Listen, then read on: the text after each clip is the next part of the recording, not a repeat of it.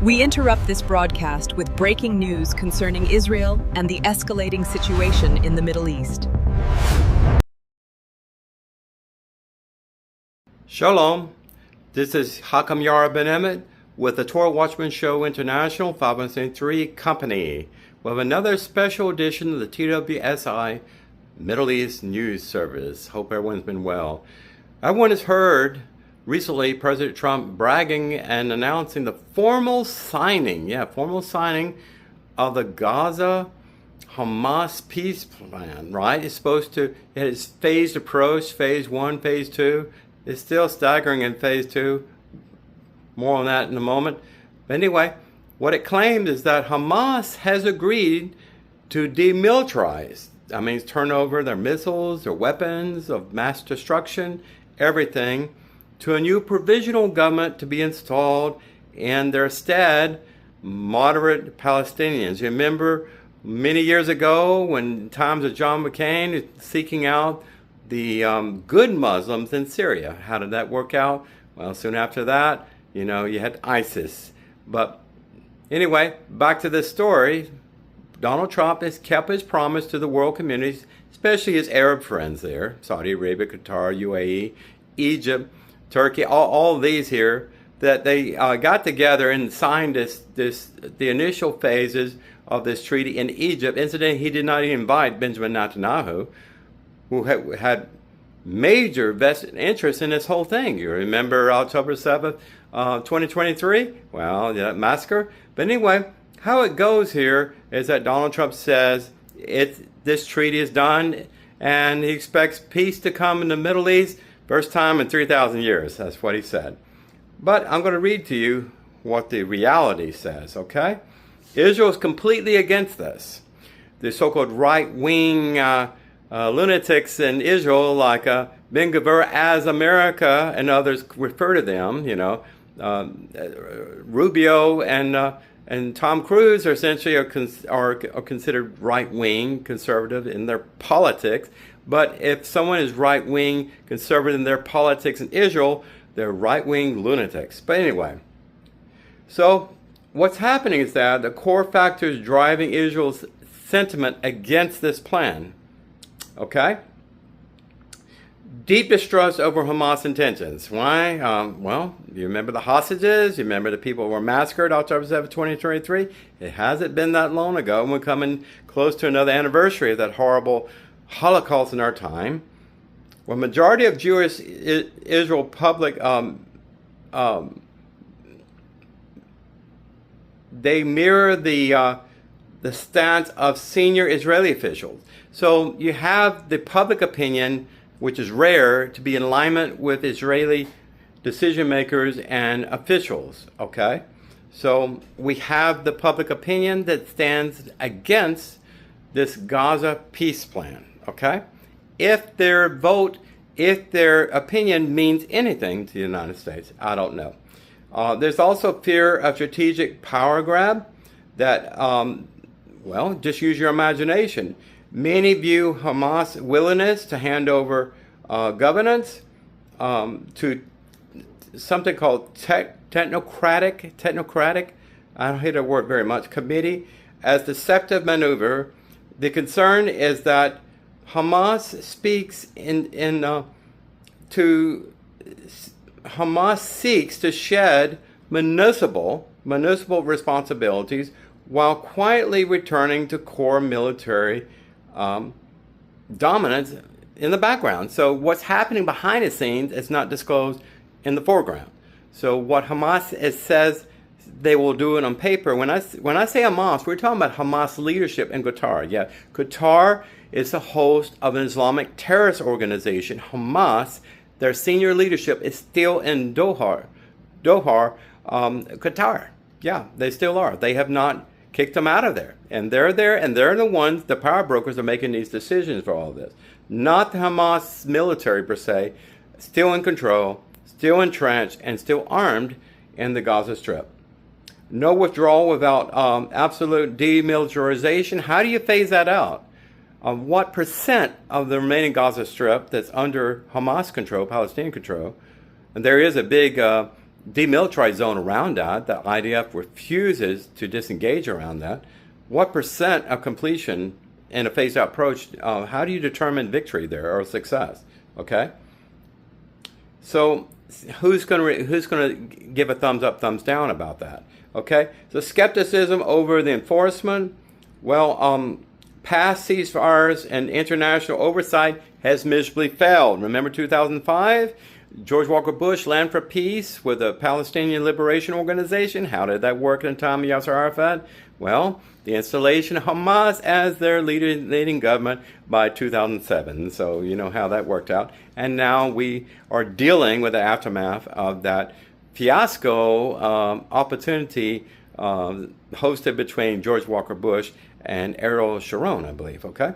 Now, internal demarcations of public opinion. Well, hostage families want vengeance, of course. They are the most biased, and reasonably so. They lost their loved ones there. They were murdered in the most horrible and horrific ways. Some say worse than the Nazis. Death count. So while deeply skeptical of Hamas compliance, families of hostages and centralist Israeli Jews place an immense priority in securing the immediate release of all remaining captives. Now, this already has occurred, including captive dead bodies. So they are very much invested in this, and the pain is still very deep. It runs deep. It takes a long time. You hear about traumatic injuries and war and things like this. The same thing that they're going through is the disillusionment with their elected government, and pretty much foreigners telling them how they should, what their sovereignty should intake, as far as Gaza Strip. That land used to be flowing with milk and honey as for Jewish tourism and Jewish settlements from the 1950s on until 2005, until they were kicked out. So-called right-wing and security hardliners, of course, I already said this before, people like Ben Gavur, and I support him incidentally because he reminds me of the Tea Party movement, MAGA movement in the United States. But anyway, they want to take over all the Gaza Strip for Israel proper. And I don't blame them for having these feelings of resentment. If you remember, the chief architects of the whole Gaza plan was none other than Steve Witkoff and Jared Kushner. I don't know what you think about them, but they have vested interests other than the sovereignty of Israel, other than Judea and Samaria. They are bureaucrats, essentially, and yes, even though Jared Kushner is a fellow Jew and my brother, Orthodox Jew, he is in one accord with Steve Witkoff. And Steve Witkoff, I don't trust him as far as I can throw him, because he said essentially in a meeting with Hamas leadership a long time ago when this phase 1 or something was agreed in this Gaza peace plan there, that he empathized with Hamas leader there, that they lost his son through, he was a terrorist and he was killed by IDF troops. He empathized with how it felt to lose a son, because Mr. Witkoff evidently, unfortunately, lost a son too through some criminal element. Okay, he said, we both lost sons, so I can identify with your pain. And have an American citizen saying, I can identify with your pain for a mastermind of Islamic terrorism who seeks to destroy Israel. Okay, that's pretty much what happened. Well, the status of the power transfer, civilian dissolution only. Well, Hamas announced the dissolution of the so-called Civilian Oversight Governing Committee that's supposed to nominate key members of the new Palestinian government. So it doesn't exist anymore. And we're stuck in phase 2. So no real change on the ground. Well, Hamas says one thing and they're doing another one in the background. And what does that remind you of the mullahs and IRGC in Iran and so-called peace deal? Well, that they're still Islamic fascist neo-Nazis. That's just how they think and how they operate at their soul. The status of disarmament, well, nothing's happening. And I checked this just recently. No weapons have been surrendered by Hamas. If Hamas surrendered their weapons, they would have to wave the white flag and surrender to the Zionist Israeli state, and they would rather die than that happen. Remember, Hamas is one of the many proxy groups, the IRGC. Contradictory stances on disarmament. Well, while the U.S. frames the deal as complete, disarmament is a whole nother matter. Hamas negotiators have publicly downplayed it, so they were even talking about transferring the weapons temporarily for holding them in Egypt. And by the way, there is some close ties between the Hamas leadership in Gaza Strip and Egypt, and some terrorist elements in Egypt. And yes, Egypt has a lot of problems with terrorism there. Very few Jews left, and the Christians that are left, and very few that have not been murdered. So all of this is happening.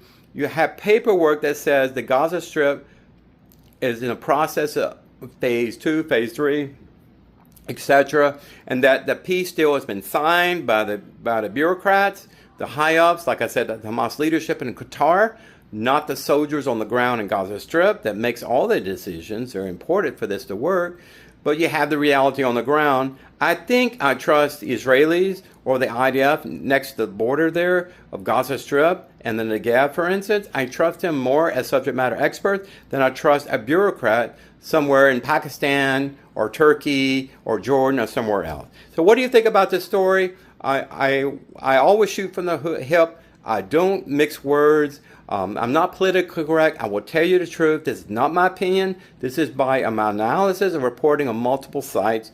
You can go and vet it yourself. Just use Google or Google AI, Gemini, whatever, to figure it out yourself.